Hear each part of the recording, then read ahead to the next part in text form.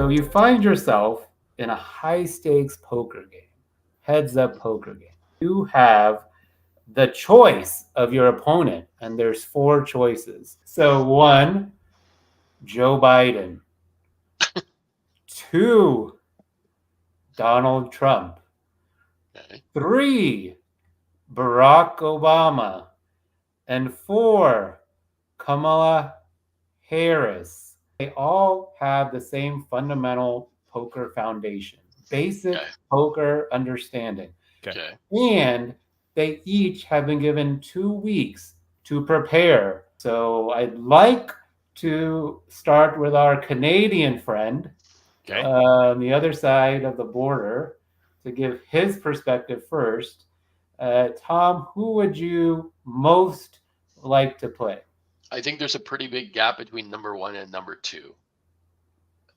Definitely would be Joe Biden. Yeah. Definitely. Yeah. It's because I'm not sure he would be able to remember anything. Like, he could spend 2 weeks learning stuff, and then he just doesn't know anything by the time the 2 weeks are done. I think if you put him and a goldfish on the list, I'm not sure which one I would choose. It'd be one of the, but it'd be about the same, right? You're like, okay, well, neither of them's going to know what they're doing. They're both going to be lost. They're both going to blink a lot.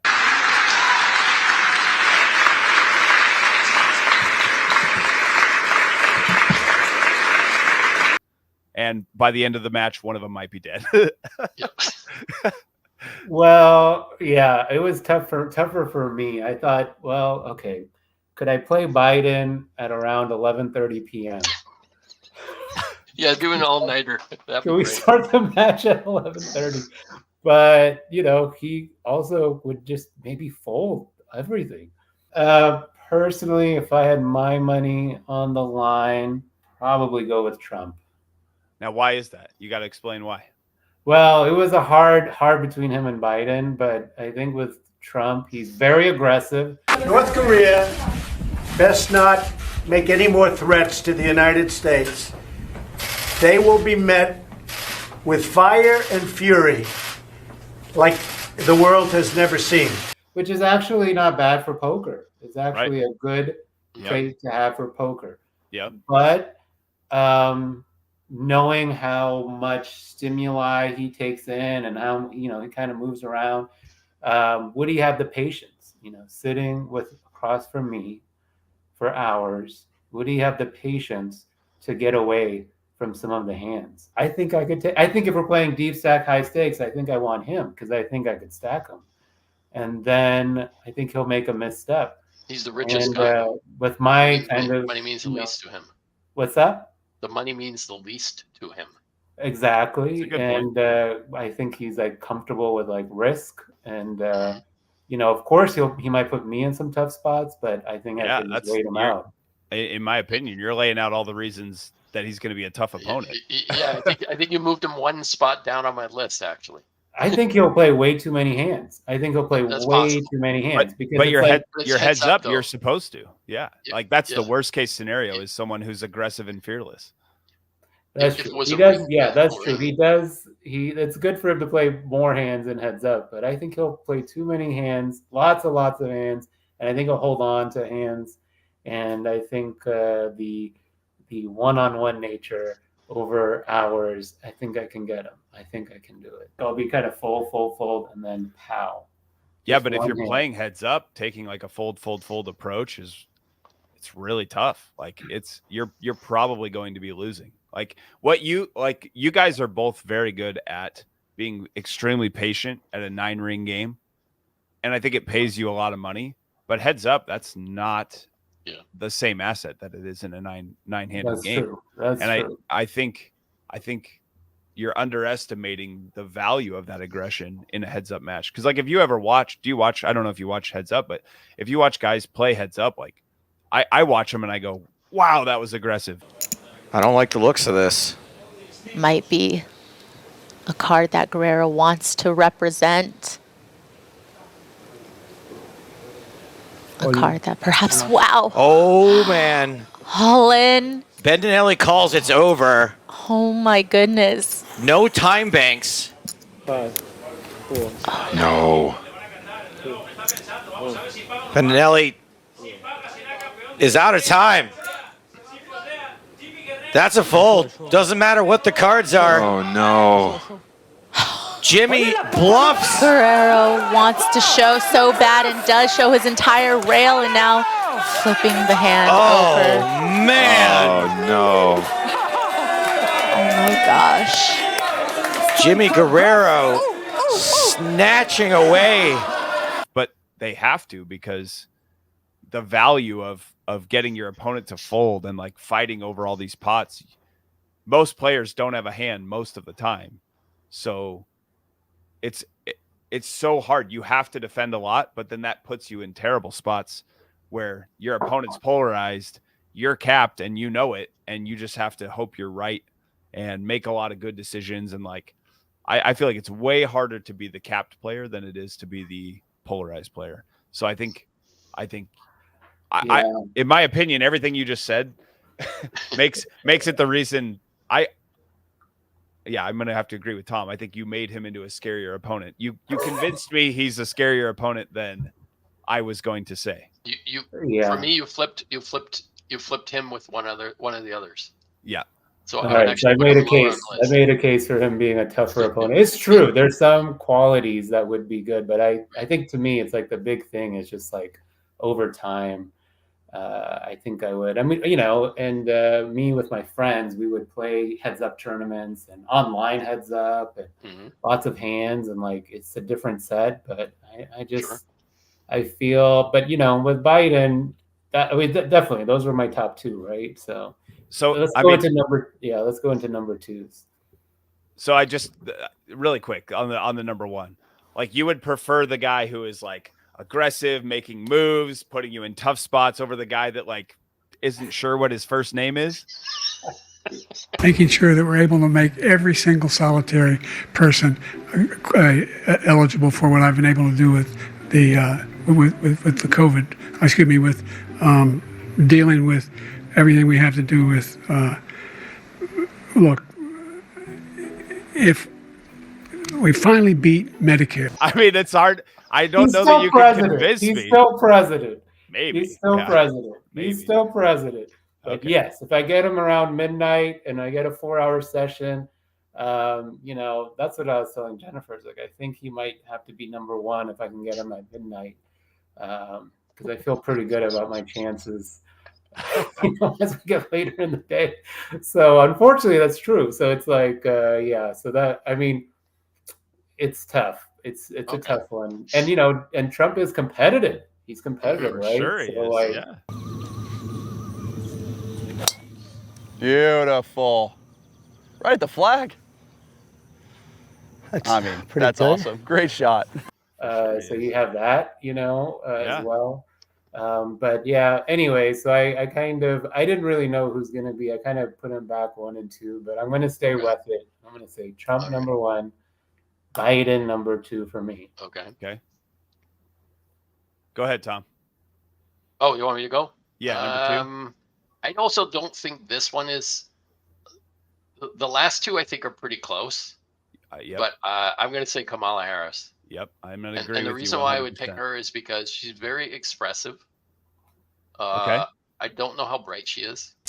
Doing a tour of the library here and talking about the significance of the passage of time, right? The significance of the passage of time. So when you think about it, there is great significance to the passage of time in terms of what we need to do to lay these wires, what we need to do to create these jobs. And there is such great significance to the passage of time. I don't really agree. have an opinion. Okay, without revealing too much about my life, I will say I have a fair amount of experience with functional alcoholics. And I'll leave it at that. Okay. So there are certain signs. I'm not saying she's an alcoholic, but I'm saying if she's not an alcoholic, she's got all the signs of one. So I would prefer to play somebody who is drunk while I'm playing them.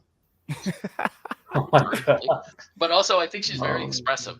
Right? I don't think she has a very good poker face. So, I agree with that.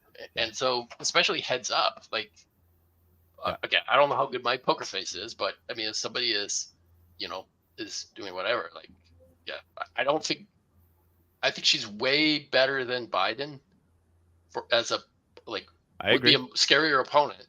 I agree. But I also think the gap between her and the next two guys is big. Enormous. I agree. I agree.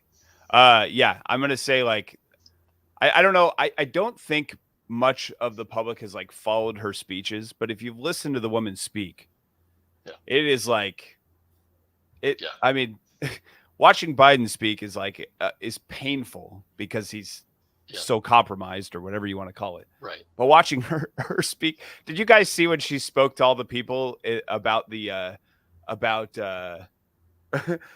okay, when she spoke about the war in Ukraine? Oh, that was embarrassing, just utterly embarrassing. Ukraine is one country. Yeah.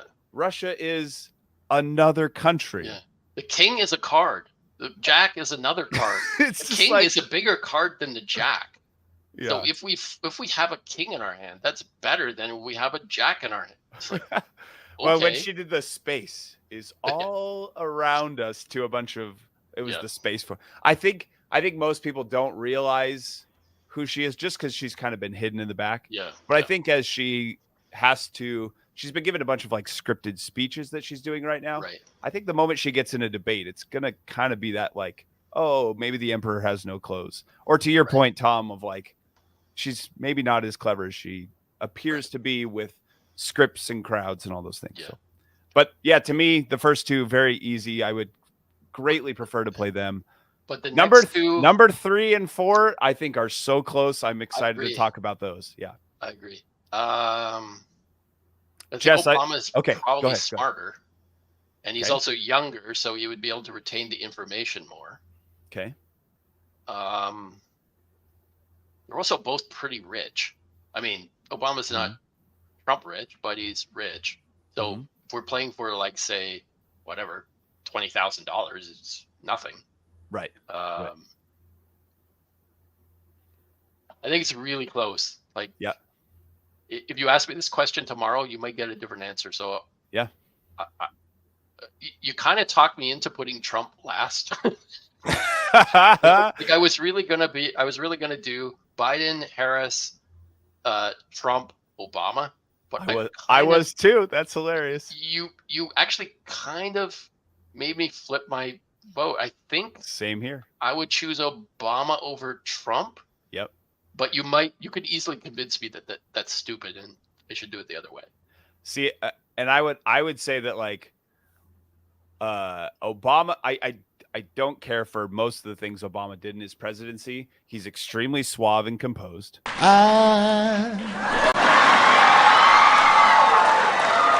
So in love with you. Like when he talks, when he speaks, he just, so I think his ability, his ability to hide information and be deceptive, I think would be off the charts. I don't know that Trump would be able to hide information as well. That said, I think he is going to do very well under pressure, but I see both of them holding to like putting you in tough spots and being able to just be very composed. And Jess, I think you really talked me into, he will probably be the most aggressive, and that's going to be the hardest thing to deal with. Like, I think Obama gives me the sense of like, he would have really good bluffs, but probably not as, I probably wouldn't be facing gross polarized spots as often. For that reason, I would probably choose Obama. So I'd probably go Biden, Harris, Obama, Trump. I was going to have it the other way, but I think you talked me into the flip.